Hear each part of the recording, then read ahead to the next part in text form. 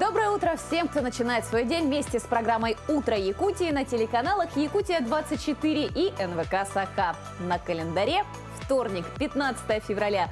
В это утро с вами мы, Руслан Ачиров и Полина Долинская. Друзья, сегодня в нашем эфире мы познакомимся с новыми звездами ТикТока. Сегодня мы также побываем на фестивале «Иглу» в Новосибирске. Научимся говорить правильно в нашей традиционной рубрике. Ну и, конечно, посетим коневодческую базу в Аймиконе.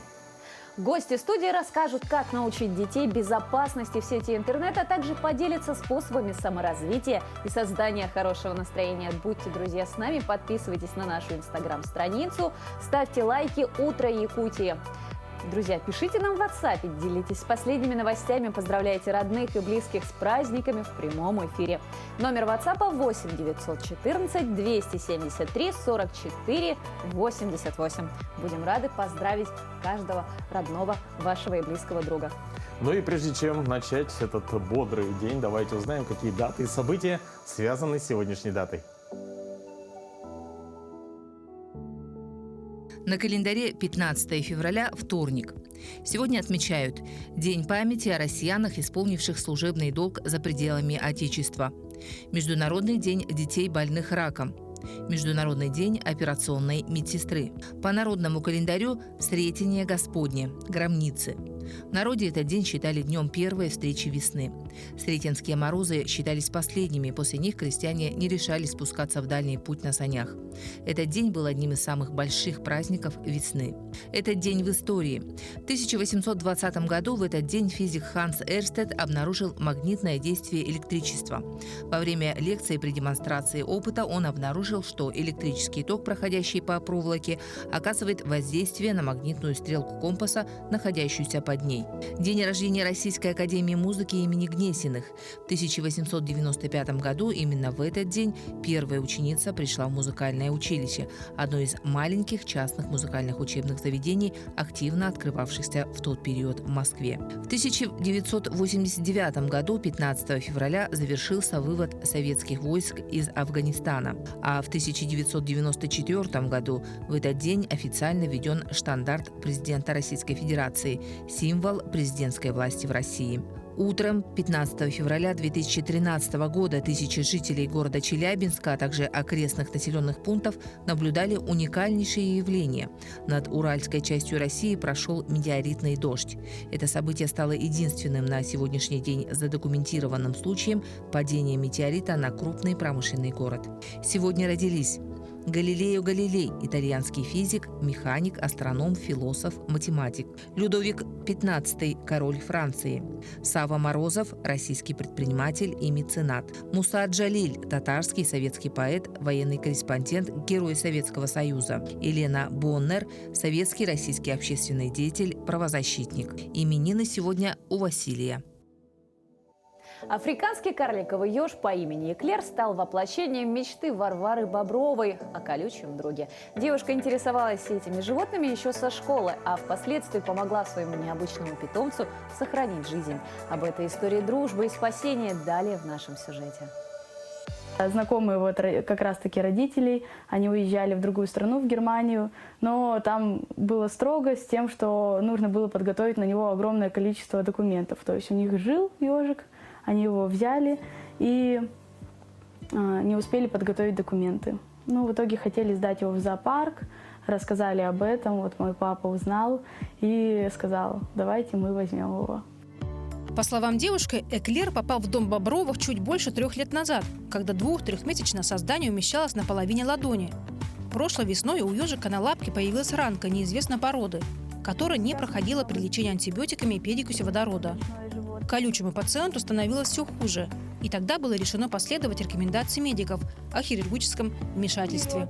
И врач сказал нам, что нужно делать операцию, потому что это опухоль, и нужно ее вырезать, иначе она будет плохо сказываться на другие внутренние органы. Варвара с мамой хотели отказаться от ампутации лапки, так как боялись, что Эклер не перенесет наркоз. Однако все обошлось благополучно, и ежик выжил после операции. Чтобы Эклеру было легче передвигаться, старший брат Варвары соорудил машинку, которую можно было управлять с телефона. Однако в дальнейшем Эклер научился обходиться своими силами. Было время, когда он вообще не понимал, что происходит, где моя лапа, что вообще творится. Но потом он привык, и получается, как знаете, трехколесный такой велосипед. Он одну лапу на середину ставит, которая вот осталась, и получается, что две задние лапы и посерединке еще одна. В настоящее время у Эклера появился свой аккаунт в ТикТок, куда хозяйка ежика выкладывает видеоролики из повседневной жизни питомца, а также юмористические скетчи с его участием. Некоторые ролики с особенным ежом собирают сотни тысяч просмотров, а на его аккаунт, посвященный ему, подписаны более 4000 человек. Вот смотри, даже ежику спасли жизнь, он еще стал звездой ТикТока. Ну да, ну конечно сейчас популярные тиктокеры и инстаграмы, у них есть не только владельцы животных, но и даже подростки, и совсем маленькие дети становятся поневоле лидерами общественного мнения. На них равняются, им подражают, и даже власти задумались над тем, как с помощью блогеров включить в школьный курс раздел о той самой безопасности в интернете. Так, в чьей же компетенции безопасность детей в интернете и как родителям контролировать нахождение детей в сети? Эти вопросы мы обсудим с нашей гостьей. Доброе утро. Антонина Титова. Это руководитель проекта «Безопасный интернет» детского подросткового центра Якутска. Доброе утро. Доброе утро. Расскажите, пожалуйста, вообще в школе давно уже пора вводить, наверное, те самые уроки грамотности в интернете и поведения? Ну, на самом деле, такие уроки уже проводятся, и вопросы безопасности детей в сети интернет, они уже есть в школьной программе. Но проблема, знаете, в чем? В том, что родители покупают гаджеты с выходом в интернет, приобретают дошкольникам, младшим школьникам. И в этот период разговоров о безопасности в интернете нет в школьной программе. Они начинаются гораздо позже, уже в среднем звене. А как тогда вот вместе с покупкой того самого гаджета ребенку какие первые правила нужно объяснить?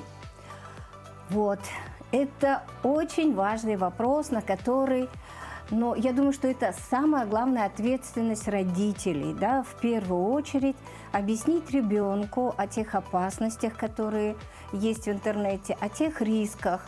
Но понятно, что маленькому ребенку нужно говорить об этом, в соответствии с его возрастом.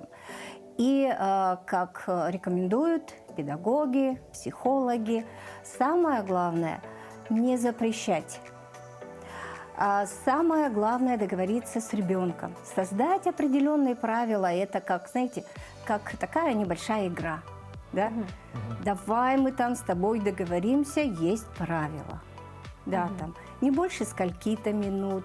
Дальше, родители при этом, родительский контроль. Есть такая программа, которая… Контролировать все-таки надо. Обязательно контролировать. Вот на этом этапе это точно.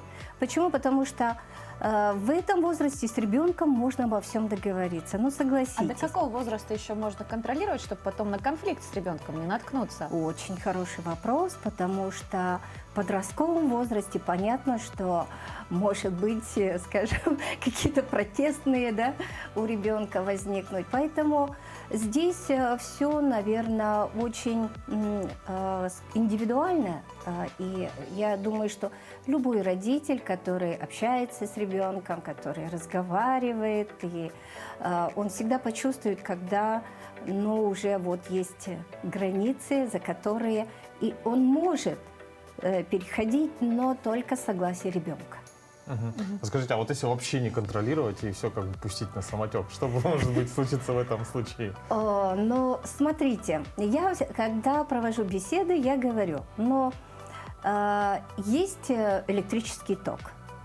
Само по себе электрический ток – это штука такая опасная, но мы же говорим ребенку, когда он подрастает, не суй пальцы в розетку или еще что-то, да?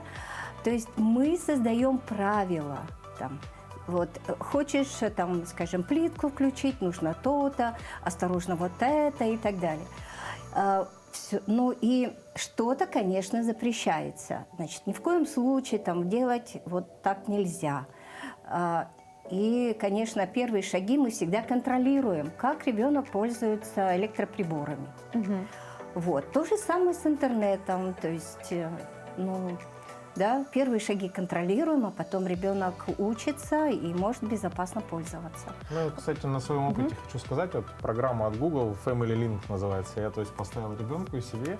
То есть, и, в принципе, там можно вплоть до ограничения по времени отдельно по приложениям сделать. То есть, и, в принципе, еще такой один рычажок для мотивации ребенка. То есть, ты сделай то, а я тебе сниму ограничения, еще поиграешь. То есть, вот такие Ну, тоже есть способы. еще вот родительский контроль. Это то, что вы можете посмотреть, на какие сайты заходил ваш ребенок и так далее. Почему? Потому что мы понимаем, что контент, который есть в интернете, это все равно нужно контролировать. И объяснять ребенку, что те баннеры, которые всплывают, например, когда он там находится в интернете, играет или еще что-то, что никогда по ним проходить нельзя, потому что можно попасть совсем не туда, куда нужно ребенку. А да? также какие-то автоматические подписки там периодически Абсолютно. бывают. Вот я бы поддержал. Тоже у меня наболело, да. Я недавно, вот у ребенка Мегафон симка, я смотрю, там больше абонентской платы ушло.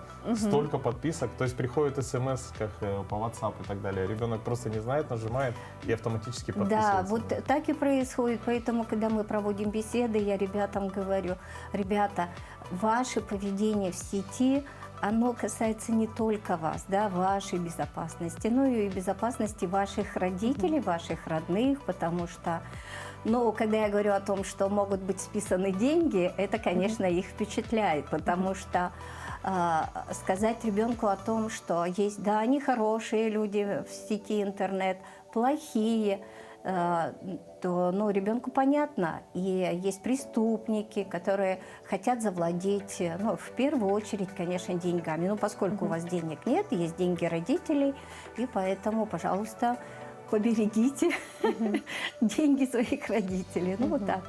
Спасибо вам большое за такую полезную беседу. Да, действительно, чем раньше мы начнем как бы своих детей поддерживать и просвещать их по поводу своего поведения в интернете, тем как бы у нас меньше будет проблем в последующем. Большое спасибо, что вы нам, вот эти родителям, рассказали вот эти правила. Спасибо. До Друзья, свидания. ну, а вам мы желаем тоже контролировать по возможности детей, ребятишек, то есть предотвратить проблемы, которые могут возникнуть в дальнейшем. Ну, а сейчас мы прервемся на небольшую паузу. Оставайтесь с нами.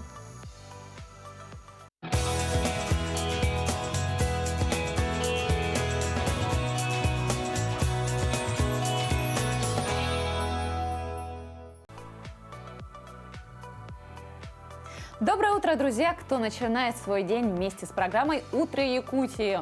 Прямо здесь и сейчас с вами Руслан Ачиров и Полина Долинская. В это утро мы делимся с вами полезными советами, актуальной информацией, ну и, конечно же, узнаем много чего интересного. Ну а сейчас со свежей подборкой новостей для вас новостной обозреватель Власий Сергеев.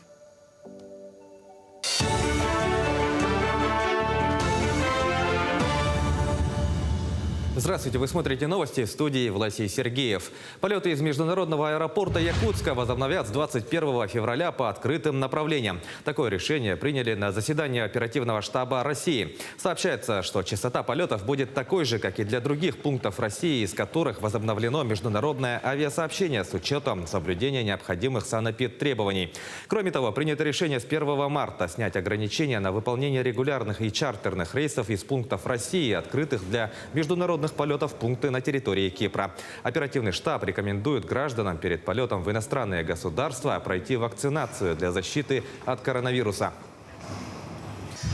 Почти половина жителей республики занимается физической культурой и спортом. За 2021 год, несмотря на пандемию коронавируса, количество занимающихся увеличилось и составило 46% от населения республики. По мнению специалистов, на рост показателя повлияло последовательное наращивание количества спортивных объектов для массового спорта. Так, в 2021 году в Якутии построено 9 спортивных объектов. Приобретено спортивное оборудование и инвентарь на 49 миллионов рублей, в том числе спортивно-технологическое оборудование для создания малых спортивных площадок ГТО в Обыльском, Анабарском, Верхнеколымском, Оленёкском районах и городе Якутске. Литературный журнал «Чолбон» стал доступен в электронном формате. Сайт с одноименным названием презентовали в Якутске. Идея создать электронный архив возникла еще в 2020 году, но из-за пандемии реализация проекта была отложена. Сайт был создан при поддержке Национальной библиотеки, чьи сотрудники оцифровали все номера журнала, начиная с 1926 года. Таким образом, на сайте «Чолбон» было опубликовано около 1000 выпусков журнала. Времена, которые наш журнал составил в себе всю суть тех изменений, которые происходили, которые воплотили в своих произведениях наши писатели. Это отразилось на страницах нашего журнала. И вот все это вот наследие мы смогли оцифровать с помощью Национальной библиотеки республики, да, которая вложила в это дело, которая сохранила, во-первых, и оцифровала, предоставила нам наши материалы. Мы смогли это воплотить на нашем сайте «Чолбон онлайн». Сборная Якутии по хоккею одержала победу на всероссийском турнире «Сириус» среди детей 2011 года рождения. Соревнования прошли в Новосибирске. Конкуренцию якутянам составили спортсмены из Приморья, Алтая и Новосибирской области. Команда республики под руководством Дениса Чудинова и Александра Чернокнижного первенствовала, выиграв все 5 матчей. При этом якутские хоккеисты забросили 42 шайбы при 15 пропущенных. Отмечается, что по итогам турнира сразу 3 игрока якутской команды получили индивидуальные призы.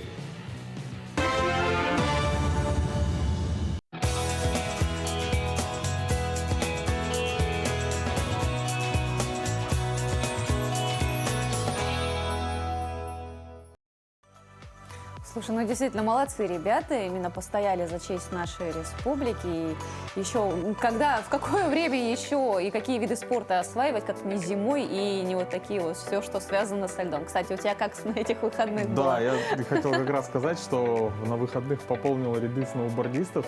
И как успешно? Вроде ребят, которые с опытом, сказали, что неплохо. Что для первого раза я уже могу более-менее, не сильно падая, скатываться с горочки. Ну, это, наверное, как на велосипеде, да? Один раз научился, потом уже это все как по накатанной, можно даже с перерывом. Да, кстати, да, так как это я все испытываю на себе, то в одном из ближайших выпусков, я думаю, наверное, на следующий или через недельку, обязательно покажу свой опыт и свои тренировки, так сказать. Ну, вообще, зима у нас очень интересное время года, и не только в Якутии, но, кстати, вот в Новосибирском водохранилище в эти дни был даже построен целый городок. Масштабный фестиваль «Иглу. Город эскимосов» в парке у моря Обского проводится уже 7-й год подряд. По каким критериям выбирают лучшие иглу и сложно ли построить этот традиционный для северных народов снежный дом, расскажет Анна Васильева. На возведение традиционного эскимосского дома «Иглу» отводится 2,5 часа.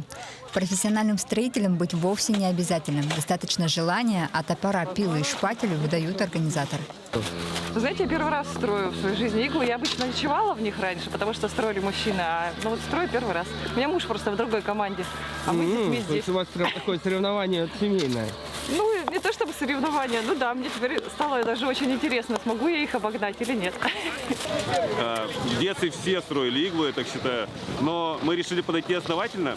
На фестивале мы первый раз, но неделю назад мы принимали участие в тренировке. Там мы натренировались, сплотили нашу команду окончательно в этой отрасли и решили прям принять участие. К нам организаторы подходят и говорят: а вы не первый раз? Мы говорим: мы второй. После тренировки говорят: у вас очень большая игла, но мы пришли сюда побеждать. На первый взгляд все здания однотипные, традиционные для некоторых северных народов иглу. Но все же участники добавляют в эту снежную архитектуру свою изюминку. Мы строим стандартную иглу с райзером 1,5-метровым, а дальше у нас будет зенитный фонарь, прозрачный, светопрозрачная конструкция, атриум, иглу с атриумом. Впрочем, с экспериментами нынче стало строже. Так, организаторы фестиваля с этого года для повышения экологической безопасности запретили использовать краску.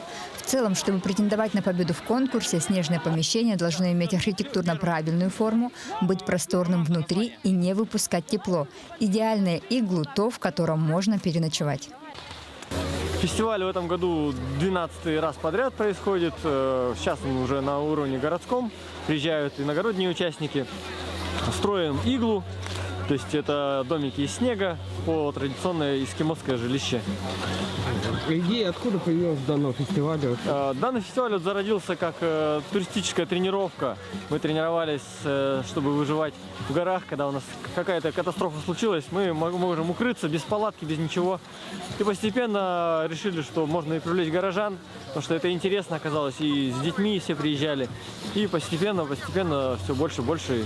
И сейчас уже вот совсем большой фестиваль. Теперь он проходит в 2 этапа. Второй состоится здесь же, в следующие выходные. Также будут возводиться снежные дома, однако уже вне конкурсной программы. Зато помимо строительства иглу на фестивале все желающие могут прокатиться на собачьей или оленей упряжке, примерить традиционную одежду народов Севера и в целом прикоснуться к этой самобытной культуре. Анна Васильева, Николай Коровин, Новосибирск. Слушай, отличная атмосфера. Я вот все-таки смотрю, вот я говорил, что на выходных катался на сноуборде, учился, было минус 30 градусов. Просто вот катишься и слезы замерзают. Да, на лице. А тут люди, вот видите, в шляпах. В шляпах, панамках и вот этих вот солнечных очках, и все у них хорошо и замечательно. А я, знаешь, вот смотрю и поражаюсь, и радуюсь тому, что мы сейчас живем в такое время, да, в период именно социальных сетей, вот этих развитых технологий, интернета, что мы можем узнавать много интересного, знакомиться с разными интересными людьми, в том числе и узнавать людей, вот, которые участвуют на таких вот необычных фестивалях, опять же, сохраняя культуру древнюю. По-моему, это очень хорошо. Да, ну вот в продолжении темы я бы хотел отметить, что человек с золотыми руками из села Куйтун Иркутской области Игорь Перевалов прославился в ТикТоке благодаря таланту вырезать искусственные изделия из дерева, а также создавать необычные скульптуры из бисера. Пришедшая к мужчине популярность также помогла собрать средства на лечение жене Игоря Екатерине.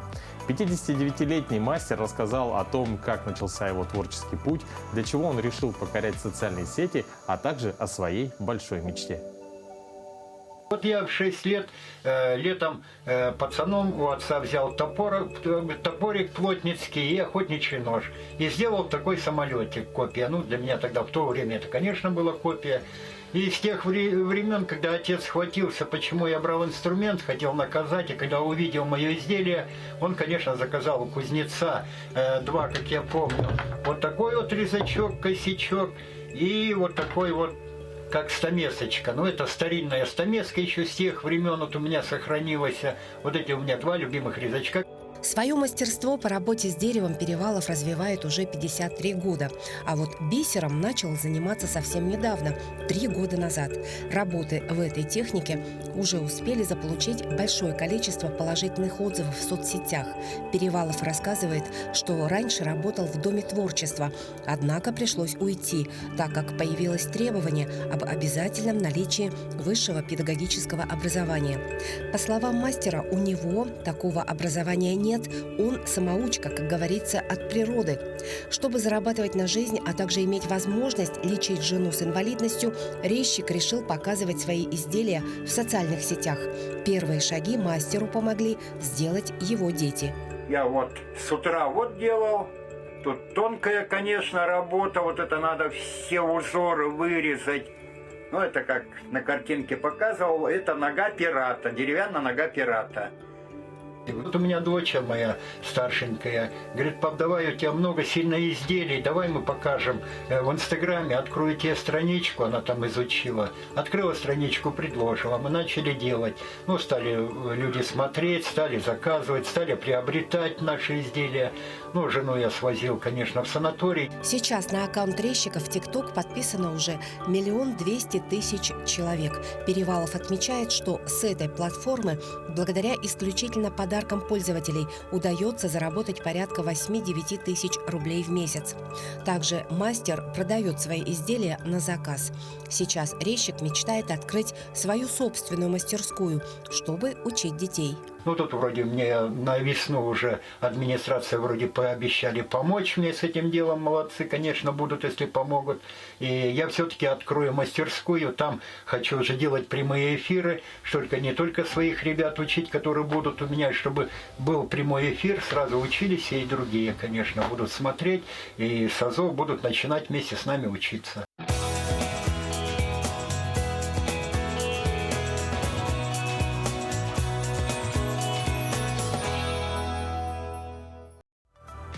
Действительно, очень хорошее хобби. И, кстати, многие психологи говорят о том, что хобби помогает человеку прийти к себе, найти свое предназначение, раскрыть свои таланты и понять что-то для себя очень важное.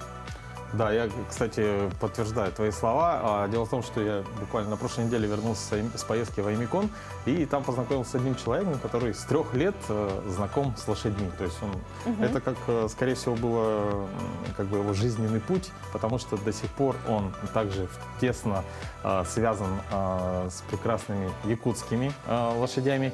И еще у него один из крупных табунов на полюсе холода. Давайте посмотрим подробности в следующем сюжете.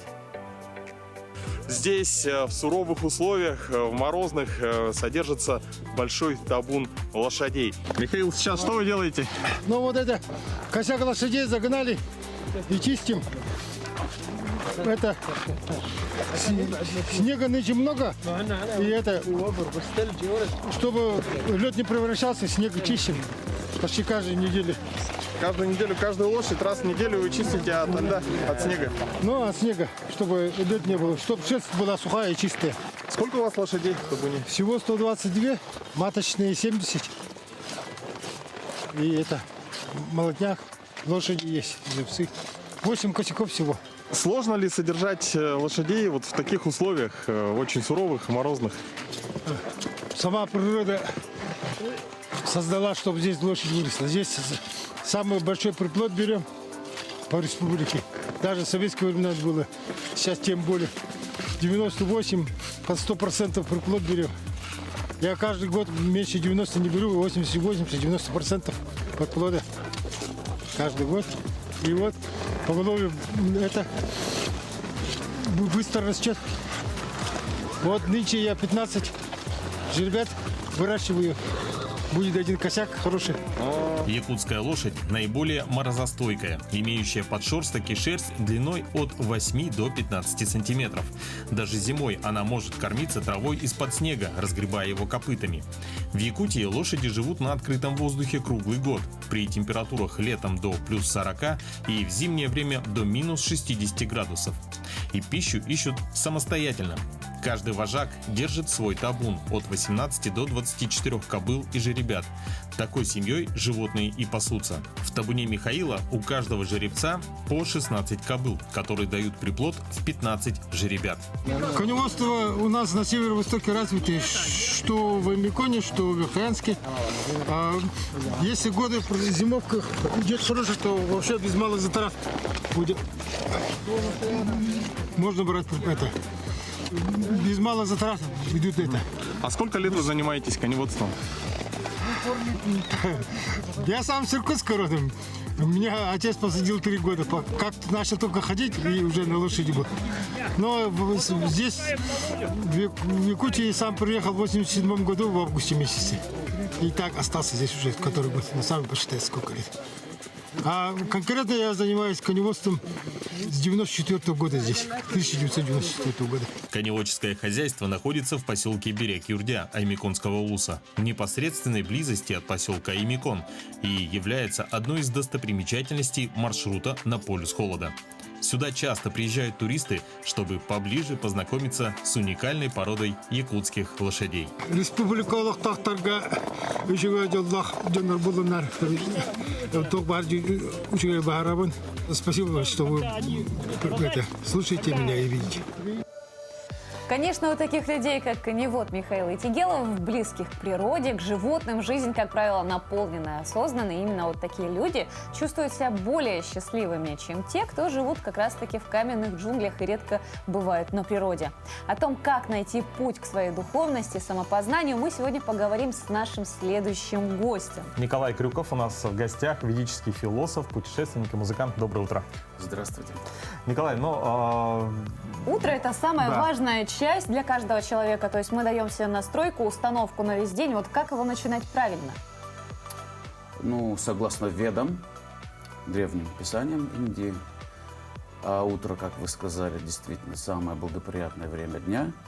И лучше всего его посвящать молитвам. Во всех традициях, во все времена, у всех народов есть какие-то практики духовные.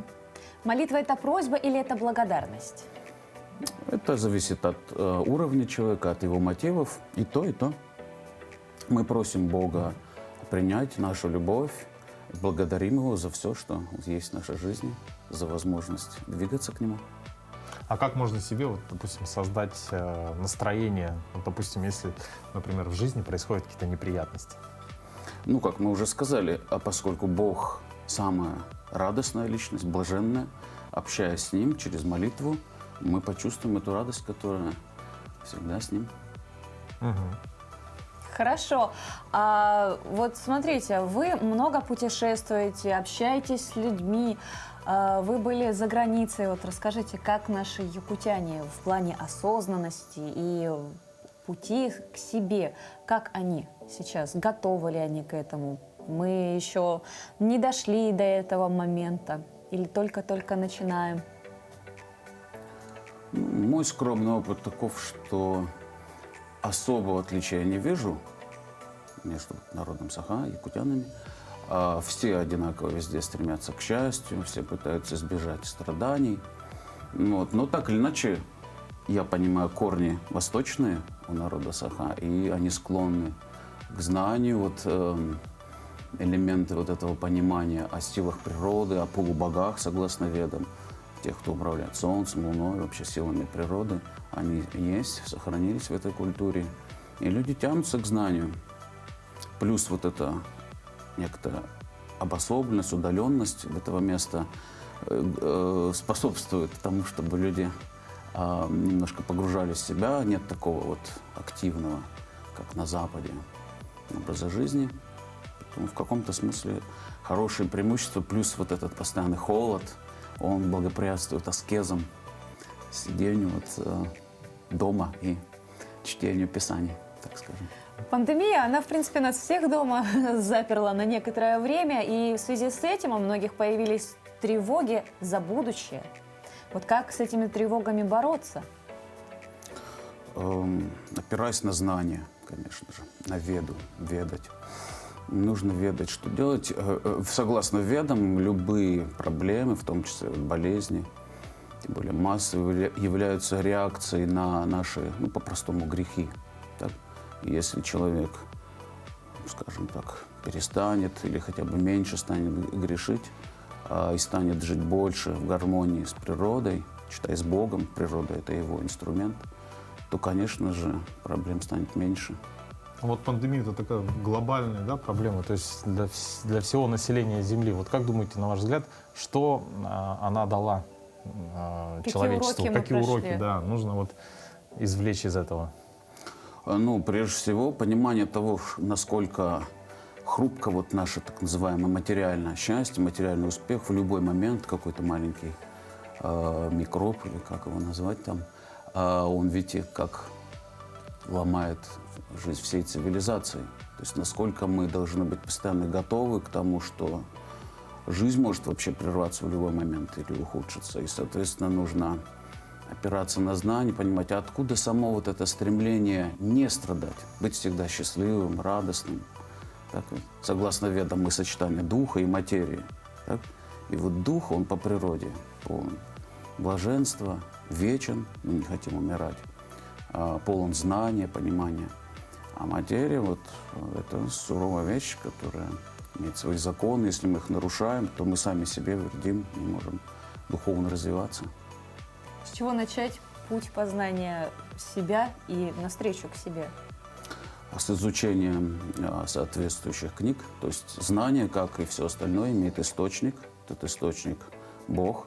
И есть Бога откровенное Писание, еще раз, во всех народах, во всех традициях духовных. Нужно обращаться к этим Писаниям, к людям, которые их понимают. Нужно убедиться на практике, что эти люди действительно живут так, как говорят, и черпать от них вдохновение, знания и развиваться. Ну, скажите, вы в первый раз в Якутии? Нет. Нет? А вообще, как вам наш регион? И вот, может быть, самые первые впечатления, когда вы впервые попали в Якутию, можете с нами поделиться? Один друг меня, я был в Владивостоке в то время, когда я первый раз поехал. Один друг меня пригласил, и когда я предстал перед ним в предполагаемой одежде, в которой я поеду, он говорит: да ты просто там замерзнешь. И он мне купил специальную куртку. Вот такое первое впечатление. Но когда я приехал, я увидел, что, несмотря на внешний холод, очень много вот у людей в сердцах тепла. Вот я сам также в какой-то степени северянин, с Магадана. Вот на трассе там Магаданской, вот здесь, на Чукотке я не раз был. Люди вот похоже, они ценят человеческое общение, тепло, взаимовыручку, вот, потому что внешняя среда, конечно же, более агрессивна. Мы еще узнали, что вы музыканты, пришли к нам в программу с музыкальным инструментом. Расскажите, что это за инструмент? Музыкант-то громко сказано, конечно, но я пытаюсь использовать, в частности, этот инструмент. Можно взять? Это что? Да, конечно. Это называется физгармония. Он с Европы пришел в Индию, вот его уже активно участвуют, где-то с 19 века, активно используют в пении мантр, да, молитв, прославляющих Бога. Простой клавишный такой инструмент, не требует электричества.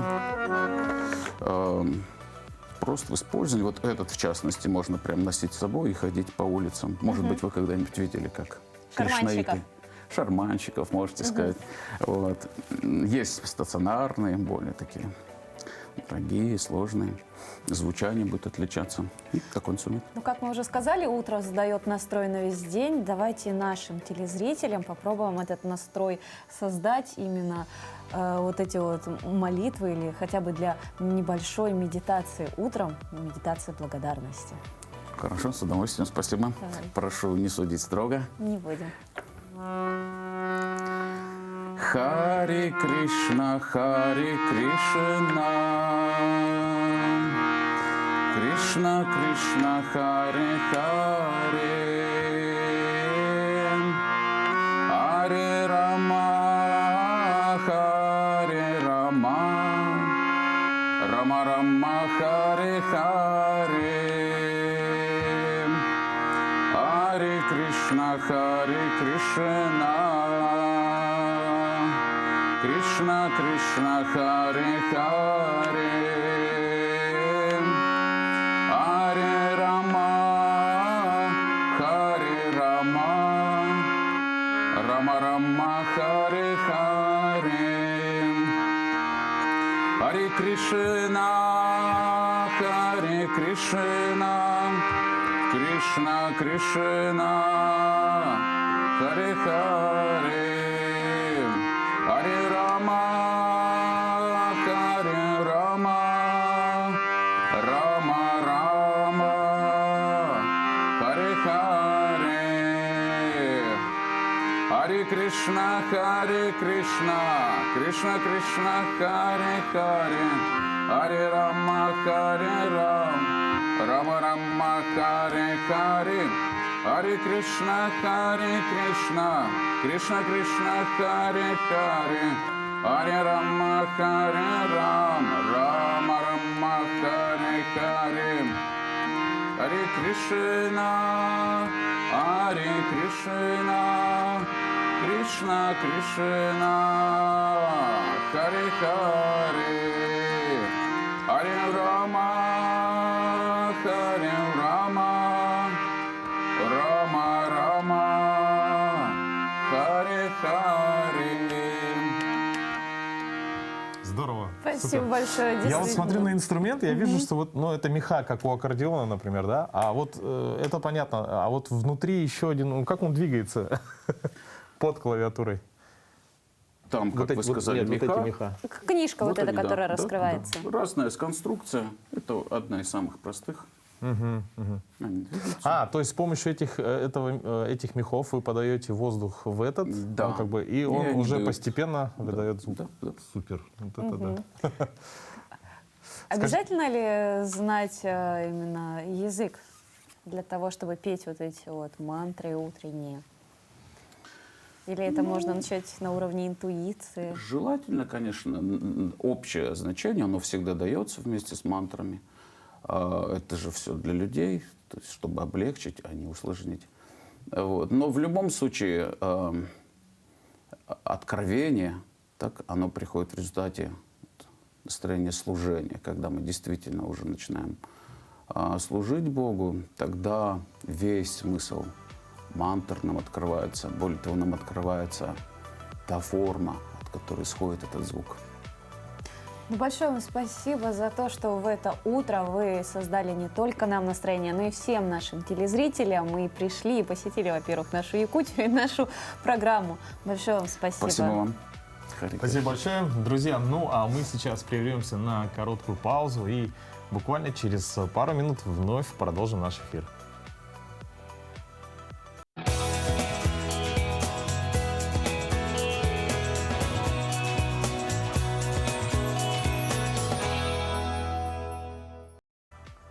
Доброе утро, друзья! Как мы уже сказали ранее, на календаре у нас вторник, 15 февраля. И самое время сейчас начать самое время сейчас именно узнать в нашей постоянной рубрике «Говорим правильно» много полезной информации. Интересно, о чем сегодня мы будем говорить? Об ударениях. Вот да, мне всегда было интересно, почему во французском языке, например, ударение в словах всегда идет на последний слог, в чешском, например, на первый, а в русском языке может быть на любом. Вот, я предлагаю послушать нашего эксперта, который нам даст ответ на этот вопрос. Доброе утро, дорогие телезрители! Мы с вами говорили о том, что ударение в русском языке может быть подвижным и неподвижным. Когда ударение подвижное, оно меняет свое место при изменении слова. Например, мы говорим «ходить», в прошедшем времени будет «ходил», ну а в настоящем мы уже передвинем ударение и скажем «ходит». Но к нашему с вами счастью, большинство слов в русском языке обладают неподвижным ударением, то есть при изменении слова его место не меняется. Именно таким словом является слово «средство». Как бы мы ни изменяли это слово, ударение всегда будет падать на первый слог. Мы будем с вами говорить «средство». Давайте говорить правильно. Всего доброго! Ну, кстати, слово «средства» и «средства», да, их по-разному кто использует, но чаще всего их можно услышать в наших новостных сюжетах. Вот столько-то средств было затрачено на такие-то нужды, столько-то было выделено средств для покупки того-то, того-то. То есть в новостях постоянно это можно услышать. Ну вот, и сейчас нам как раз присоединился наш новостной обозреватель Власий Сергеев с последними актуальными новостями.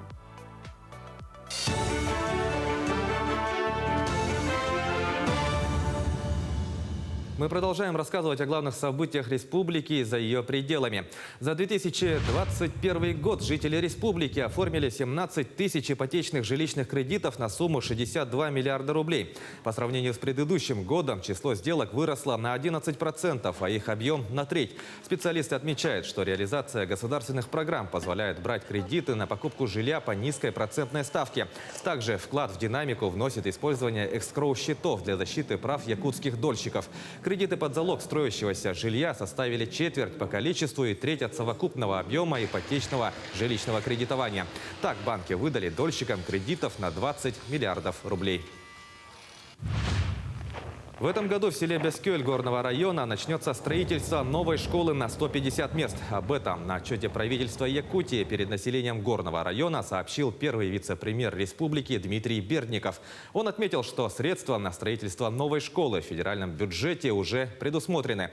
Общая площадь двухэтажного здания составляет 2860 квадратных метров. Стоимость проекта – 322 миллиона рублей. Школу на 150 мест построят по типу Балыктарской среднеобразовательной школы Мегино-Кангаласского улуса. Старое здание школы в Бескёле было построено в 80-х годах прошлого века. Сейчас там учится больше 120 детей. В качестве типового проекта у нас была взята школа села Балыктар Мегино-Кангаласского района. Сейчас в настоящее время контракт заключен на проектирование, проектно-искательские работы. Проектной организации выступает Стройтехпроект. В качестве заказчика выступает служба государственного заказчика. Ориентировочный срок завершения работ и получения государственной экспертизы 1 мая. Тем временем в Якутии уже готовятся к летнему отдыху детей. Так, создаются лагеря-спутники в муниципалитетах. Ведется работа по проведению инклюзивных смен в лагерях дневного пребывания, а также организуются стационарные места отдыха.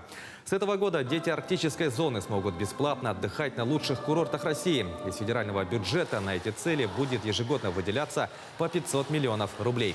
В этом году для бесплатных путевок и проезда направлено 30 миллионов, на которые планируется организовать отдых для более 300 детей из арктических районов. Помимо этого, порядка 500 детей будут направлены на отдых за счет бюджета региона. В рамках действия концепции будет создан ресурсный центр. То есть Сосновый Бор будет ресурсным центром организации отдыха и оздоровления детей. Сейчас идет разработка дорожных карт по муниципальным районам.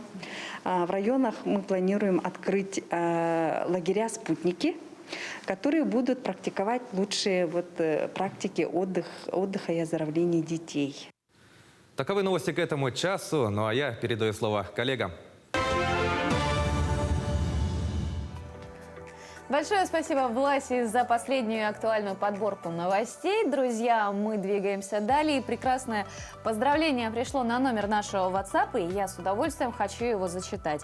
Дорогого нашего рязанского Николая Николаевича, члена Союза художников России, самодеятельного художника, почетного гражданина Солгачинского наслега. Поздравляем с прекрасным 60-летним юбилеем. Желаем крепкого здоровья, неиссякаемого творческого полета, много радости и побольше отдыха. Пусть все невзгоды обходят тебя стороной. Оставайся нашей опорой и крепкой стеной на долгие счастливые года. Твоя мама Елена Григорьевна, родные сестры, любимая жена Екатерина, дети и внуки. Ну а мы присоединяемся к поздравлению. И, кстати, в республике продолжается декада родного языка. День родного языка, который отмечают 13 февраля, принято связывать с именем автора якутского алфавита Семена Новгородова. А мы сегодня хотим вспомнить в этой связи имя еще одного человека, русского фольклориста, этнографа Ивана Худякова, сосланного в Верхоянскую ссылку, где он написал грамматику якутского языка, создал гражданский якутский алфавит. Свой алфавит он использовал для записи якутских и эвенских текстов. В январе месяце 1842 года, ровно 180 лет назад, родился этот замечательный человек в городе Курган Тобольского уезда. Жизнь его была очень краткой, трагической, но на самом деле он преуспел в своей жизни сделать очень многое для простого русского народа и народов Якутии. Он был сослан в Верхоянск по делу Каракозова. Это террористический акт, совершенным Каракозовым в апреле на Александра II. И по этому обвинению, не получив ни одной доказательной базы, этот уникальнейший человек, светило будущее на самом деле науки, человек, который очень много сделал в фольклористике русского народа, имел очень много уже изданных трудов. Даже 18 лет был издан его самый первый выпуск великорусских сказок. Всего было издано 3 выпуска, очень много было педагогической литературы. Он так же, как и отец, собственно говоря, имел педагогический талант и, самое главное, был человеком, который всем сердцем сочувствовал простому народу, и все видели, предвосхищали в нем великого ученого, который сделает очень много именно в этнографии простого русского народа. Но, к сожалению, этой блестящей карьере не суждено было случиться, и он был сослан в неизвестную тогда Якутию, и тоже также очень много что успел сделать полезного и нужного, и необходимого, и просветительского для простого якутского народа. Существуют две такие крупные работы, которые были изданы им уже, во-первых, после уже его смерти. До революции это Верхоянский сборник 1890 года. Это уникальное, на самом деле, издание. Оно имеет, значит, небольшую экземплярность и требует, конечно же, скорейшего переиздания. В фондах Национальной библиотеки оно хранится в одном количестве. И переиздание уже в советское время, краткое описание Верхоянского сборника. Также им были изданы образцы народной литературы якутов.